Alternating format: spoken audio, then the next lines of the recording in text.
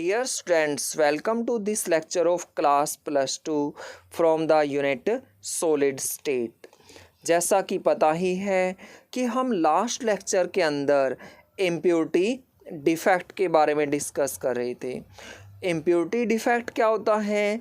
The process of addition of impurity is known as doping, और इसे हम impurity defect बोलते हैं।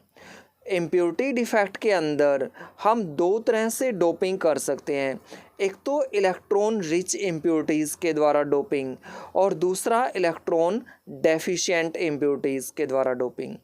सबसे पहले हम डिस्कस कर रहे हैं doping with the electron rich impurities. Electron rich impurities, इसका क्या मतलब है कि जो नॉर्मल कोवलेंट बॉन्ड बनते हैं वो 4 कोवलेंट बॉन्ड बनते हैं, लेकिन अगर 4 से ज़्यादा वैलेंस इलेक्ट्रॉन हो जाए तब वो स्पीसीज़ इलेक्ट्रॉन रिच स्पीसीज़ होगी। हम डोपिंग करते हैं ग्रुप 14 एलिमेंट के अंदर, जैसे सिलिकॉन, जर्मेनियम, ये सेमीकंडक्टर की तरह बिहेव करते हैं और इन एलिमेंट्स के अंदर डोपिंग की जाती है। और डोपिंग करते कहाँ से हैं? ग्रुप 15 एलिमेंट से डोपिंग करते हैं, जैसे फास्फोरस है, आर्सेनिक है, इन एलिमेंट की डोपिंग की जाती है। देखो, अगर हम ग्रुप 15 को देखें तो ये नाइट्रोजन से स्टार्ट होता है। सबसे पहले नाइट्रोजन आता है, फिर फास्फोरस आता है, फिर आर्सेनिक आता है। तो नाइट्रोजन के द्वारा डोपिंग क्यों नहीं की जाती है? ये इसलिए नहीं की जाती है क्योंकि नाइट्रोजन एक गैस है और ये एक होमोजीनियस मिक्सचर की फॉर्मेशन कर देगी, और इसलिए नाइट्रोजन के द्वारा डोपिंग नहीं की जा सकती है। ग्रुप 14 एलिमेंट के अंदर 4 वैलेंस इलेक्ट्रॉन हैं और ग्रुप 15 एलिमेंट के अंदर 5 वैलेंस इलेक्ट्रॉन हैं, और इसलिए ये इलेक्ट्रॉन रिच स्पीसीज हैं। हमने क्या किया? सिलिकॉन ले लिया, तो सिलिकॉन के अंदर 4 वैलेंस इलेक्ट्रॉन है। सिलिकॉन अपने 4 वैलेंस इलेक्ट्रॉन नियरेस्ट एटम के साथ शेयर करके 4 कोवलेंट बॉन्ड की फॉर्मेशन करता है, इसलिए कोई भी वैलेंस इलेक्ट्रॉन यहाँ पर फ्री नहीं है, और इसी कारण से सिलिकॉन की इलेक्ट्रिकल कंडक्टिविटी लेस है। और डोपिंग इलेक्ट्रिकल कंडक्टिविटी को इंक्रीज करने के लिए की जाती है। हमने क्या किया? सिलिकॉन के अंदर आर्सेनिक की इम्प्योरिटी डाल दी।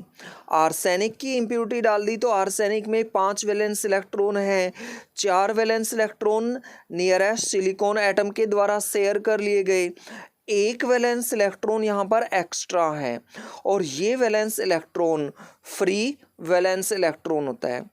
अगर हम इसको एक इलेक्ट्रिक सोर्स के साथ कनेक्ट कर देते हैं तो ये जो एक्स्ट्रा इलेक्ट्रॉन है, ये एक्स्ट्रा इलेक्ट्रॉन पॉजिटिव पोल की तरफ मूव करना शुरू कर देता है, और यहाँ पर जो इलेक्ट्रिकल कंडक्टिविटी है वो इलेक्ट्रॉन के कारण है। इलेक्ट्रॉन के ऊपर नेगेटिव चार्ज होता है, और इसलिए इससे जो सेमीकंडक्टर बनते हैं वो एन टाइप सेमीकंडक्टर बनते हैं।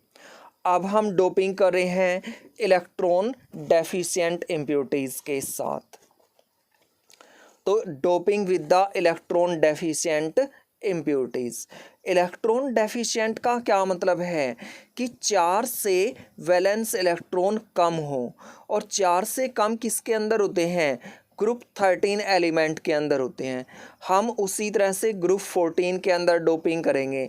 सिलिकॉन, जर्मेनियम, इन एलिमेंट्स के अंदर डोपिंग करेंगे। और कहाँ से करेंगे? ग्रुप 13 से बोरोन, एल्युमिनियम, गैलियम, इनकी डोपिंग की जाती है। और इनके अंदर वैलेंस इलेक्ट्रॉन कितने होते हैं? 3 वैलेंस इलेक्ट्रॉन होते हैं। उसी तरह से हमने सिलिकॉन ले लिया तो 4 वैलेंस इलेक्ट्रॉन हैं, इसके द्वारा 4 कोवलेंट बॉन्ड बनाए जा रहे हैं। हमने क्या किया? एल्युमिनियम की डोपिंग कर दी, तो एल्युमिनियम ने अपने 3 valence electron nearest silicon atom के साथ शेयर कर लिए, लेकिन एक इलेक्ट्रॉन कम है इसके अंदर, इसलिए जो एक यहाँ पर बॉन्ड बनेगा वो यहाँ पर एक ही इलेक्ट्रॉन के द्वारा बनेगा और एक जो जगह है वो इसके अंदर वैकेंट रह जाएगी और इसे हम क्या बोलेंगे, इसे होल बोला जाएगा।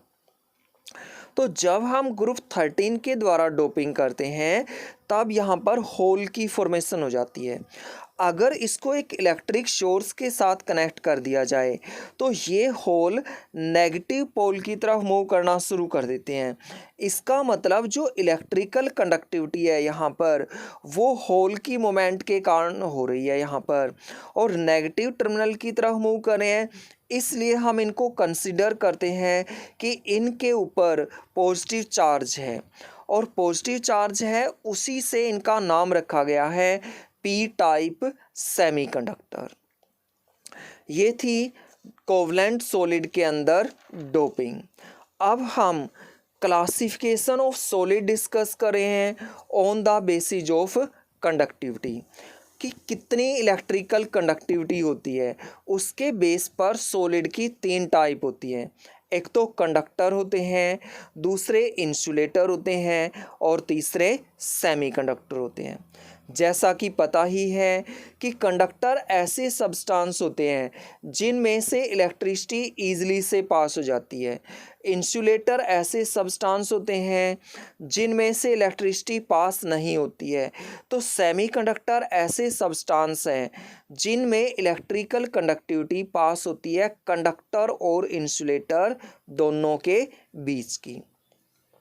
हम यहाँ पर कंडक्टिविटी बताएंगे इनकी, कि इनकी कंडक्टिविटी कितनी है। तो कंडक्टर्स की कंडक्टिविटी 10⁴ से 10⁷ पर ओम पर मीटर होती है। और कंडक्टर 2 तरह के होते हैं, एक तो मेटालिक कंडक्टर होते हैं, दूसरे इलेक्ट्रोलाइटिक कंडक्टर होते हैं। मेटालिक कंडक्टर वो होते हैं जिनमें से जब इलेक्ट्रिसिटी पास की जाती है तो वो डिसोसिएट नहीं होते हैं, आयंस में टूटते नहीं हैं, वो मेटालिक कंडक्टर्स होते हैं। और इलेक्ट्रोलाइटिक कंडक्टर्स ऐसे कंडक्टर होते हैं जिनमें से इलेक्ट्रिसिटी पास की जाती है एक्वस सॉल्यूशन या मोल्टन स्टेट में से, तो वो आयंस में डिसोसिएट हो जाते हैं। इंसुलेटर की कंडक्टिविटी होती है 10⁻20 से 10⁻10 पर ओम पर मीटर। सेमीकंडक्टर की कंडक्टिविटी होती है 10⁻6 से 10⁴ पर ओम पर मीटर। अब कंडक्टर, इंसुलेटर और सेमीकंडक्टर के बारे में हम बैंड थ्योरी के बेस पर डिस्कस करेंगे।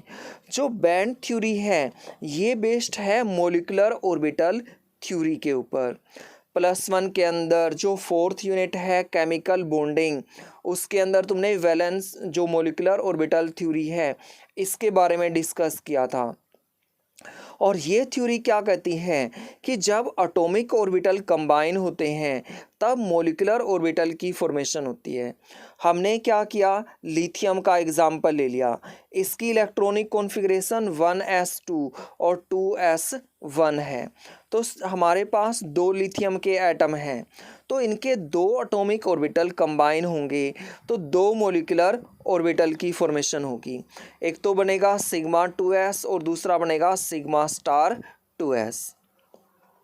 अब हमने क्या किया, 3 लिथियम के एटम ले लिए Li3, तो 3 एटॉमिक ऑर्बिटल कंबाइन होंगे तो 3 मॉलिक्यूलर ऑर्बिटल की फॉर्मेशन होगी। एक तो बॉन्डिंग बनेगा, दूसरा एंटी बॉन्डिंग बनेगा और तीसरा यहाँ पर नॉन बॉन्डिंग बनेगा।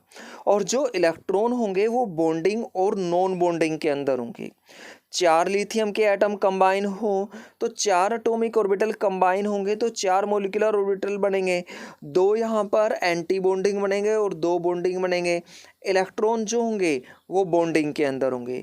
इसी तरह से हम नंबर्स को इंक्रीज करते जाएं और 8 लिथियम के एटम कंबाइन हो तो 8 एटॉमिक ऑर्बिटल कंबाइन होंगे तो 8 मॉलिक्यूलर ऑर्बिटल यहाँ पर कंबाइन बनेंगे एटॉमिक ऑर्बिटल के कंबाइन होने से। तो तो हम क्या देख रहे हैं कि जैसे जैसे number of atomic orbital increase हो रहे हैं वैसे वैसे उनके बीच का गैप भी डिक्रीज होता जा रहा है। और गैप डिक्रीज होता जा रहा है तो इसी तरह से अगर हम आगे नंबर्स को बढ़ाते जाएं तो इनके बीच का गैप इतना कम हो जाता है कि हम इन ऑर्बिटल्स को लाइन की फॉर्म में रिप्रेजेंट करते हैं यहाँ पर। और तब हम यहाँ पर बताते हैं कि दो तरह की बैंड यहाँ पर फॉर्म्ड हो जाती है। एक तो लोअर बैंड होती है जो फिल्ड होती है और जिसको हम वैलेंस बैंड बोलते हैं, और एक होती है अपर बैंड जो वैकेंट होती है और जिसे हम कंडक्शन बैंड बोलते हैं। अब हम कंडक्टर्स के बारे में डिस्कस करें। कंडक्टर ऐसे सब्सटेंस हैं जिनके अंदर वैलेंस बैंड और कंडक्शन बैंड के बीच में नेग्लिजिबल गैप होता है, इसलिए इलेक्ट्रॉन ईजिली से जंप कर जाते हैं। सेमीकंडक्टर्स के अंदर वैलेंस बैंड और कंडक्शन बैंड के बीच में स्मॉल एनर्जी गैप होता है, इसलिए इलेक्ट्रॉन थोड़ा सा डिफ़िकल्टी के साथ जंप करते हैं। और इंसुलेटर के अंदर वैलेंस बैंड और कंडक्शन बैंड के बीच में लार्ज एनर्जी गैप होता है, इसलिए इलेक्ट्रॉन जंप नहीं करने पाते हैं और ये इलेक्ट्रिसिटी कंडक्ट नहीं करते हैं। Thank you.